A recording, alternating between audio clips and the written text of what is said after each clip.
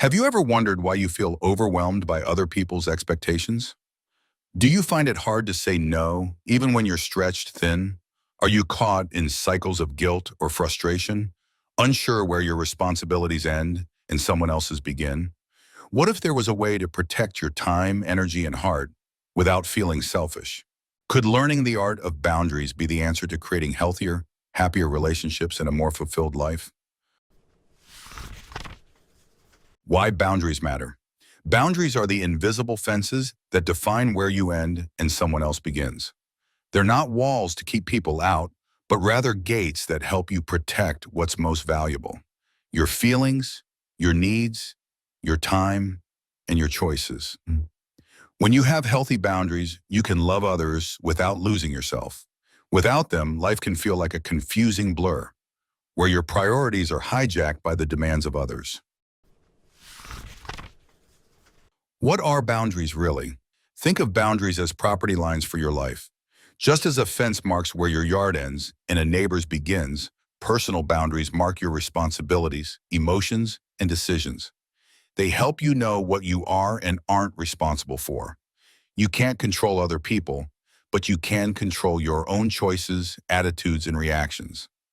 Boundaries aren't about building barriers. They're about creating clarity. They let others know what you will and won't tolerate, making space for respect, honesty, and genuine connection.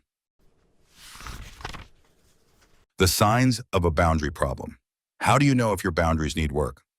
Common signs include chronic resentment or anger toward others, feeling constantly overwhelmed or exhausted, difficulty saying no or feeling guilty when you do, blaming others for your unhappiness, trouble making decisions for yourself.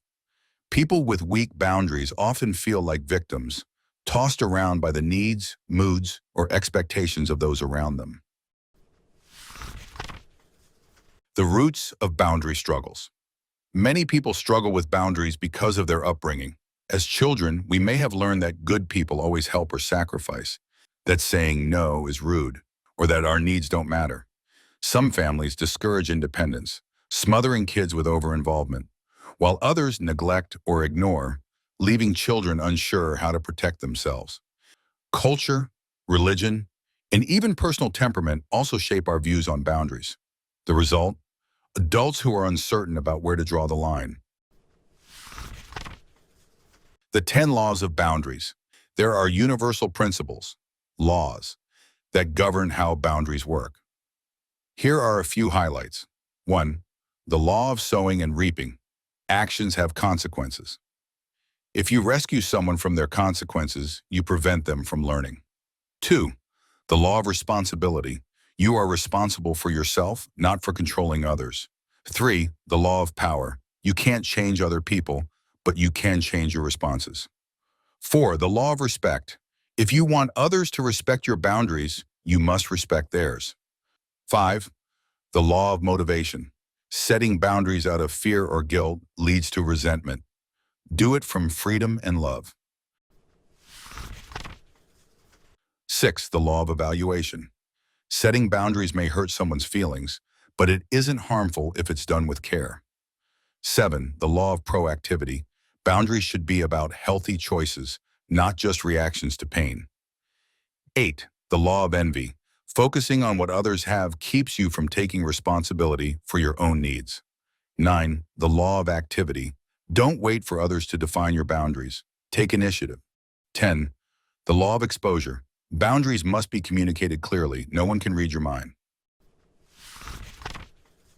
How to set boundaries.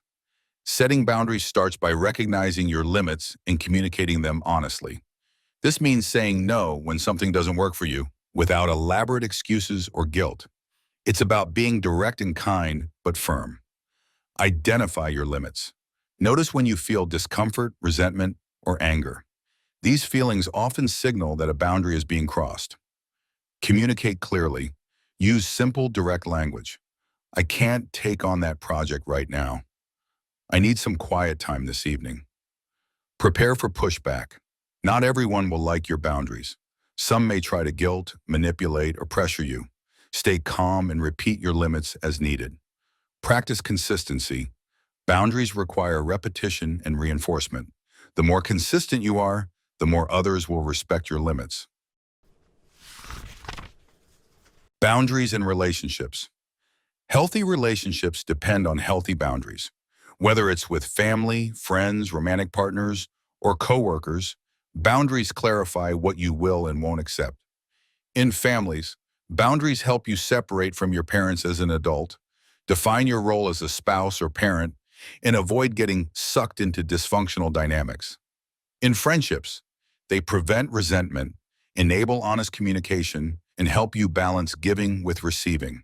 At work, boundaries protect your time, prevent burnout, and encourage mutual respect. It's normal to feel uncomfortable at first, especially if you're used to pleasing others. But over time, boundaries strengthen relationships, making them more honest and resilient. Common boundary myths. Many people resist boundaries because of common myths. Setting boundaries is selfish. In reality, boundaries are necessary for true care and generosity. If I set boundaries, people will leave me. Healthy people respect boundaries. Unhealthy ones may resist, but that's not your responsibility. Boundaries mean I don't care about others. Actually, they allow you to care without being controlled or depleted. Boundaries and guilt. Guilt is a major obstacle. When you first start setting limits, it can feel uncomfortable, especially if you're used to saying yes all the time. Remember, feeling guilty doesn't mean you're doing something wrong. It means you're doing something new. Letting go of guilt means recognizing that you have the right to protect your time, energy, and well-being. True generosity comes from choice, not compulsion. Developing stronger boundaries. Building boundaries is a process, not a one-time event. It takes practice, patience, and sometimes support from others. Here are some tips. Start small.